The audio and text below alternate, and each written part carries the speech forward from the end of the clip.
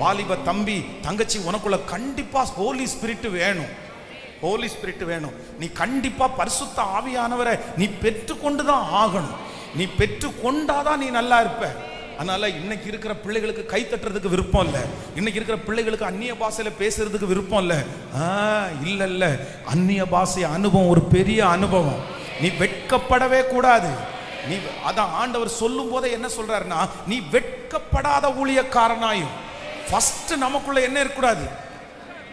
ஜெபிக்கிறதுக்கு வெட்கம் இருக்கக்கூடாது. ஏசப்பா பிள்ளைன்னு சொல்றதுக்கு வெட்கம் இருக்கக்கூடாது. நான் திரும்ப திரும்ப கேட்கிறேன், நம்ம ஏன் வெட்கப்படணும்? நம்ம ஏன் வெட்கப்படணும்? கண் இருந்தும் காணாத, காது இருந்தும் கேட்காத அந்த மாதிரி நினைக்கும் போது ஏன் ஆண்டவர் எதுல குறைஞ்சு போயிட்டார்? ஏன் வெட்கப்படணும்? வெட்கப்படக்கூடாது. பைபிளை தூக்குறது எனக்கு பெருமை. ஏசப்பா பிள்ளைன்னு நான் சொல்றது எனக்கு பெரிய பெருமை. நான் ஆராதிக்கிற தெய்வம் உண்மை உள்ள தெய்வம். அவர் மரித்தும் இன்றும் பேசுகிற தெய்வம். அதனால நான் கிறிஸ்தவன் சொல்றதுக்கு எப்படி நான் வெட்கப்படலாம்? அதை ஆண்டவர் விரும்பவே மாட்டார்.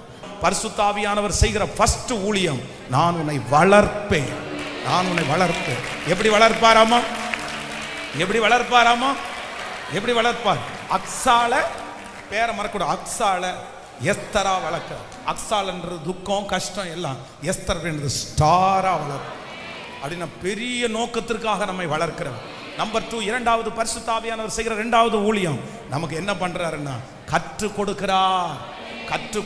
எதுக்கு கற்றுக் கொடுக்கிறாருன்னா, எதை சொல்லணும் எதை சொல்லக்கூடாது அப்படின்னு கற்றுக் கொடுக்கிறவர் பரிசுத்த ஆவியானவர். நம்பர் 3, பரிசுத்த ஆவியானவர் செய்கிற மூன்றாவது ஊழியம் என்ன அப்படின்னா, தேவையான காரியம். அப்படின்னா நம்மளை ஒரு லக்குக்கு நேராக கூட்டிட்டு போவார்.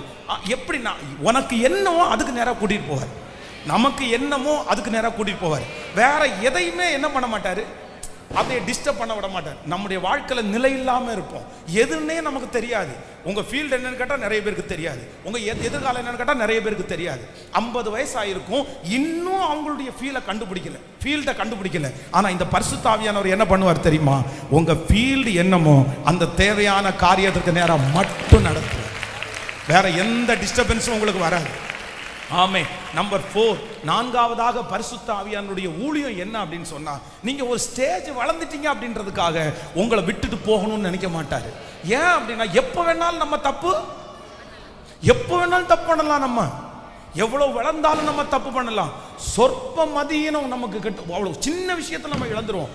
ஆனா இந்த பரிசுத்த ஆவியானவர் பரலோகம் கொண்டு சேர்க்கிற வரைக்கும் நம்ம எவ்வளவு வளர்ந்தாலும் நம்ம கூடவே டிராவல் பண்றவர். ஹல்லேலூயா. சோ நம்பர் 5, ஐந்தாவதாக இந்த பரிசுத்த ஆவியானவருடைய ஊழியம் என்ன அப்படின்னா, ரகசியங்களை கண்டுபிடிச்சு சொல்லி கொடுக்கிறாரு. உனக்கு விரோதமா இப்படி இருக்காங்க, நீ ஜாக்கிரதையா இரு அப்படின்னு நமக்கு நிறைய தெரியாது, நமக்கு மறைஞ்சிருக்கும். அந்த ரகசியத்தை எல்லாம் சொல்லி, இது இப்படி இருக்குப்பான்னு ரகசியங்களை கற்றுக் கொடுக்கிறவர் பரிசுத்த ஆவியானவர். ஓகே. நம்பர் 6, ஆறாவதாக பரிசுத்த ஆவியானவர் செய்கிற ஆறாவது ஊழியம் என்ன அப்படின்னா, அடிச்சு ஒழுங்காரப்பா அப்படின்னு சொல்ற ஒரே ஒருத்தர் யார் அப்படின்னா, அவர் மட்டும்தான் செய்ய முடியும். நம்ம தனியா அழுவோம். நம்ம அழும்போது மனைவி கேட்பாங்க, எதுக்குப்பா அழுறீங்க, உங்களுக்கு ஏதாவது கவலையானு? இவர் கவலைக்காக அழ மாட்டாரு, இவர் பண்ண தப்புக்காக அழுது உட்கார்ந்துருப்பாரு. அது யாருக்கு மட்டும்தான் தெரியும்னா, இவருக்கும் பரிசுத்த ஆவியானவருக்கும் மட்டும்தான் தெரியும். நீங்களும் அப்படிதான். ஏன்னா உங்களுக்கு ஒரு விஷயத்தை வேற யாருமே அப்படி சொல்ல முடியாது. ஆனா ஆவியானவர் மட்டும் என்ன பண்ணுவாருன்னா, கண்டித்து உணர்த்துவார். நீ செஞ்சது தப்பு மகனே. நம்ம வெளி தோற்றத்துல சில நேரத்துல பார்த்து மனைவி நீங்க பண்ணதான் தப்பு, நீங்க அப்படித்தான் பண்ண அப்படின்னு சொல்லிட்டு போவாங்க. ஆனா இங்க போகும்போது பரிசுத்தவனே, ஏய் நீ பண்ணதானே தப்பு அப்படின்னு. ஆனா காரணமே இல்லாம ஒப்புரவாங்க. எதுக்குடா இவ காரணமே இல்லாம ஒப்புரவாகிறாங்க? எதுக்குடா இவர் காரணமே இல்லாம ஒப்புரவாரு? நீங்க இங்க இருந்து திட்டிட்டு வெளியே போகும்போது உள்ளுக்குள்ள பரிசுத்த ஆவியானவர் என்ன சொல்லியிருப்பாருன்னா, நீ பண்ணதுதான். இந்த மனுஷன் வேற யாரு தப்புன்னு சொன்னிருக்கான்னு ஏத்துக்க மாட்டாரு. இந்த அம்மா வேற யாரு தப்புன்னு சொன்னாலும் ஏத்துக்க மாட்டாங்க. ஆனா பரிசுத்த ஆவியானவர் சொன்னா ஏத்துக்காம இருக்க. அப்ப இந்த பரிசுத்த ஆவியானவர் நமக்கு வேணுமா வேண்டாமா? அந்த ஊழியத்தை எந்த பட்சபாதமும் இல்லாம ஸ்ட்ரெயிட்டா பேசுவார். ஹல்லேலூயா. நம்பர் 7, ஏழாவதாக இந்த பரிசுத்த ஆவியானவர் நமக்கு என்ன கொடுக்கிறார் அப்படின்னு சொன்னா, என்ன வசனத்தை வாச்சோம்? நம்பர் 7 7ஆவதாக சத்துருனுடைய திட்டங்களை அவர் என்ன பண்றார் அப்படின்னு சொன்னா, அந்த வசனத்தை இன்னொரு டைம் கூட வாசிக்கலாமே, தப்பா எழுதியிருக்காங்க, வாசிக்கலாம். 8ஆம் அதிகாரத்தினுடைய ஆமீன் 9வது 10வது வசனத்தை வாசிக்கலாமே. அதான வாசிச்சோம், வாசிங்க. சீவான் மாதம் என்னும் 3ஆம் மாதம் 23ஆம் தேதியாகிய அக்காலத்தில் தானே ராஜாவின் சம்பிரதிகள் அழைக்கப்பட்டவர்கள் மொர்தெகாய் கற்பித்தபடியெல்லாம் யூதருக்கு இந்து தேசம் முதல் எத்தியோப்பியா தேசம் வரைக்கும் உள்ள 127 நாடுகளின் தேசாதிபதிகளுக்கும் அதிபதிகளுக்கும் அதிகாரிகளுக்கும் அந்த நாட்டின் வழங்கும் அட்சரத்திலும் அந்த ஜாதியாரின் பேசும் பாஷையிலும் யூதருக்கு அவர்கள் அட்சரத்திலும் அவர்கள் பாஷையிலும் எழுதப்பட்டது. ஆமேன். சத்துருடைய சதி திட்டங்களை நிர்மூலமாக்குகிறவர் பரிசுத்த ஆவியானவர். ஆமேன்.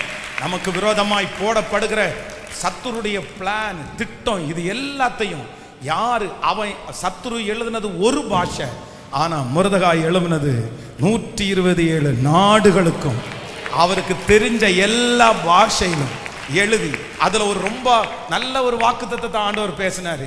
தீய செய்தி போகிறதனுடைய வேகத்தை விட நல்ல செய்தியினுடைய வேகம் ரொம்ப சீக்கிரமா இருந்துச்சு, சீக்கிரமா இருந்துச்சு. ஹல்லேலூயா, ஹல்லேலூயா. கைகளை உயர்த்தி பரிசுத்த ஆவியானவரே நீர் எனக்கு வேண்டும்.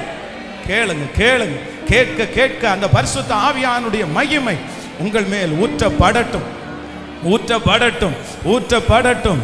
ஸ்தோத்திரம், ஸ்தோத்திரம், ஸ்தோத்திரம், ஸ்தோத்திரம். முழு பலத்தோடு, முழு பலத்தோடு பரிசுத்த ஆவியானவரே எனக்குள்ள வாருங்க ஏசப்பா, எனக்கு வாங்க ஏசப்பா, எனக்கு வேணும். உங்களை நான் ஃபீல் பண்ணணும், உங்களை நான் உணரணும், உங்களுடைய ஆழத்துவத்தை உணரணும். இந்த 7 காரியங்களும் எனக்கு நடக்கணும்பா. சொல்ல சொல்ல சொல்ல ஸ்தோத்திரம், ஸ்தோத்திரம், ஸ்தோத்திரம், ஸ்தோத்திரம், ஸ்தோத்திரம்.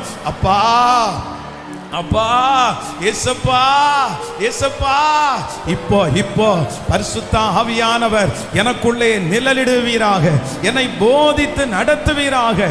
ஆமே, நான் போவேனே ஆகில் உங்களுக்கு ஒரு தேற்றரவாளனை அனுப்புவேன் என்று சொன்னீரே.